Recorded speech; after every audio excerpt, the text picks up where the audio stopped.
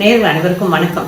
ரேவதி சண்முகம் கவிஞரோட சமையல் சேனல்ல இன்னைக்கு கார்த்திகை தீபம் நெருங்கி வருது. நம்ம பொதுவாக அதுக்கு பொரிக்கடலை உருண்டை, அடுத்தது இந்த அவல் பொரியலையும் பண்ணுவோம், நெல் பொரியலையும் பண்ணுவோம், அப்புறம் அப்பம் பண்ணுவோம். நிறைய பேர் வீட்டில் அப்பம் மட்டும் இல்லாமல் செட்டிநாடு பக்கம்லாம் பார்த்தீங்கன்னா சில வீடுகளில் பஜ்ஜியிலேருந்து எல்லாமே போடுவாங்க, வெரைட்டியாக வச்சுருப்பாங்க. ஆனால் இந்த அப்பம் மட்டும் மாறவே மாறாது. அந்த வகையில் இன்றைக்கி செட்டிநாடு கந்தரப்பம்னா நாம் கொஞ்சம் வித்தியாசமான இது பண்ணலாம் அப்படின்னு சொல்லிட்டு அப்படி பண்ணேன். ஆக்சுவலாக நான் வீட்டில் பண்ணும்போது எல்லாருக்கும் பிடிச்சது, நல்லாவும் இருந்தது. ஒன்றே அதில் சக்கரை கொஞ்சம் சேர்க்கணும், அது ஒன்று தான். ஸோ இன்றைக்கி அதை பண்ணி காமிக்கிறேன். இதுக்கு பார்த்தீங்கன்னா நான் 1 கப் அளவுக்கு தலை தட்டி பச்சரிசி மாவரிசி எடுத்திருக்கேன். நல்லா தலை தட்டி அளந்துட்டு அது மேலே உளுந்து வச்சேன். உளுந்து எவ்வளோ நிற்கிதோ அந்த வைக்கணும். அந்த உளுந்தை தனியாக எடுத்து கொஞ்சம் அளந்து பார்க்கலாமா பார்த்தா 2 டேபிள் ஸ்பூன் உளுந்து வந்தது அதில். அதனால் 2 டேபிள் ஸ்பூன் உளுந்து, 1 டேபிள் ஸ்பூன் பாசிப்பருப்பு, இது எல்லாத்தையும் ஒன்றா ஊற போட்டு கூட ஒரு 1/2 டீஸ்பூனை விட கொஞ்சம் கம்மியாகவே வெந்தயம், 1 கப்பு அரிசி மாவரிசி, 2 டேபிள் ஸ்பூன் உளுந்து, 1 டேபிள் ஸ்பூன் பாசிப்பருப்பு, ஒரு 1/2 டீஸ்பூனோட கொஞ்சம் கம்மியாக வெந்தயம், எல்லாத்தையும் நல்லா ஒரு 1 மணி நேரம் 2 மணி நேரம் ஊற போட்டு வடிச்சிருக்கேன்.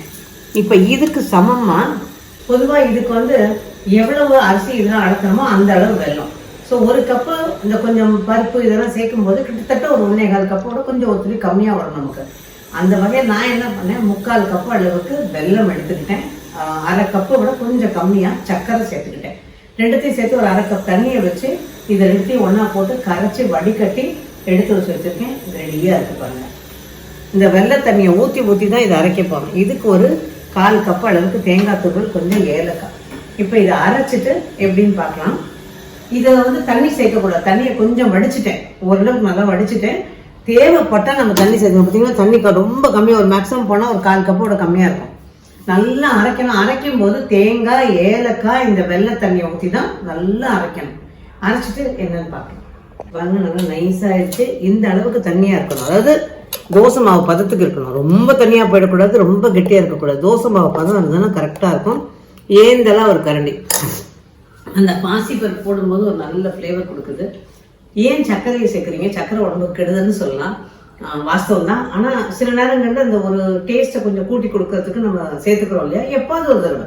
அப்போ வெல்லமே போட்டு பண்ணுறதுனால அது கொஞ்சம் அந்த டேஸ்ட் இருக்கிறத விட சர்க்கரை சேர்க்கும் போது ருசி நல்லா கூடுது. அது மட்டும் இல்லாமல் அந்த கலரும் அழகாக கிடைக்கும். அதனால தான் நான் சர்க்கரை சேர்த்துருக்கேன். இப்போ எண்ணெயை காய வச்சிருக்கேன். இதில் ஒரே ஒரு கரண்டி, நான் சின்னதாக தான் ஊற்ற போகிறேன், சின்ன கரண்டி எடுத்திருக்கேன்.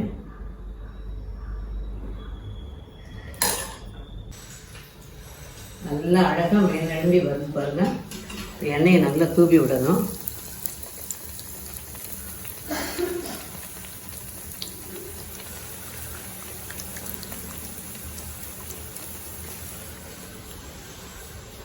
நல்லா ஒட்டி வருது பாருங்க. இந்த மாதிரி வரணும். இது தீயை ரொம்ப குறைக்கவும் கூடாது, கூட்டவும் கூடாது. மிதமான தீயில வேக விடணும். நல்லா தூவி விட்டு வேக விடணும்.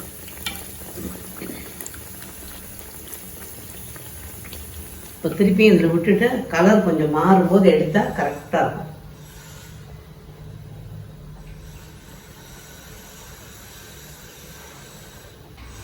இப்போ இந்த கலர் வந்தாச்சு. பாருங்க, நல்லா இருக்கு பாருங்க, பார்க்கவே அழகாக. யூஸ்வலாக எங்கள் அம்மாலாம் என்ன பண்ணுவாங்க, இந்த கந்தரப்பம் ஊற்றும் போது கொஞ்சம் இட்லி மாவு சேர்த்துருப்பாங்க. நான் சேர்த்துக்கிற இட்லி மாவு சேர்க்கும் போது ஒரு மைல்டு புளிப்பு ஃபர்மெண்ட் ஆகிடுது இல்லையா, அந்த புளிச்சதுனால லேசாக புளிப்பு தெரியும். அந்த புளிப்பு இதில் தெரியாது. ஆனால் மாவு புளிச்ச மாவு சேர்க்கும்போது இது புளிப்பு தெரியாது. ஆனால் அதனோட எஃபெக்ட் இன்னும் நல்லாவே இருக்கும் கந்தரப்பம்.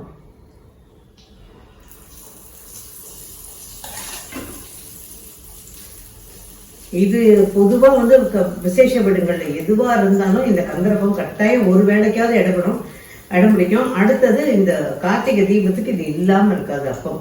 ஸோ நம்ம நார்மலாக பண்ணுற அப்பத்தை இது கொஞ்சம் செட்டிநாடு அப்பம் கொஞ்சம் வித்தியாசப்படும். நான் சர்க்கரையும் சேர்த்து பாசிப்பருப்பும் சேர்க்கறதுனால டேஸ்ட் ரொம்ப நல்லா இருக்கும். இன்னைக்கு அதை செஞ்சு காமிச்சிருக்கேன். ஸோ சுவாமிக்கு நைவேத்தியம் பண்ணுறதுக்கு இந்த அப்பத்தை பண்ணலாம். இதில் இன்னொரு விஷயம் என்னன்னா, நீங்கள் அன்னைக்கே தான் அரைச்சி பண்ணணுங்கிறது கிடையாது. முந்தின நாள் அரைச்சி ஃப்ரிட்ஜில் வச்சுருங்க. அதுக்கப்புறமா அதை எடுத்து ஒரு 1 மணி நேரம் வெளியில் வச்சுட்டு அதுக்கப்புறம் ஊற்றுனீங்கன்னா நல்லாவே இருக்கும்.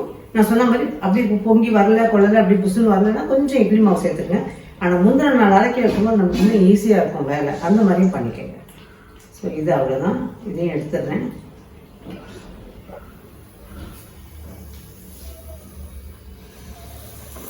இன்னும் ஒன்று ஊற்றணும்னா அதுக்கப்புறம் சாப்பிடும்போது சுட சுட ஊற்றி கொடுக்கலாம். இந்த கந்தரப்பத்துக்கு நான் ஒரு காம்பினேஷன் ஒன்று சொல்லியிருந்தேன் ஒரு வீடியோவில், ஒரு டியர்ட் காம்பினேஷன். மிளகா துவையல் இருக்கும் இல்லையா, இந்த மிளகா துவையலை தொட்டு இந்த கந்தரப்பம் சாப்பிட்டு பாருங்கள், பூண்டு துவையல் தொட்டு சாப்பிட்டு பாருங்கள், சூப்பராக இருக்கும். அவ்வளோதான். ஏன்னா நல்லா காஞ்சிருக்கு, அதனால நல்லா ஸ்கேலப்ஸ்ன்னு சொல்கிற சுற்றி அந்த இதெல்லாம் வருது பாருங்கள், அந்த நெடியாக.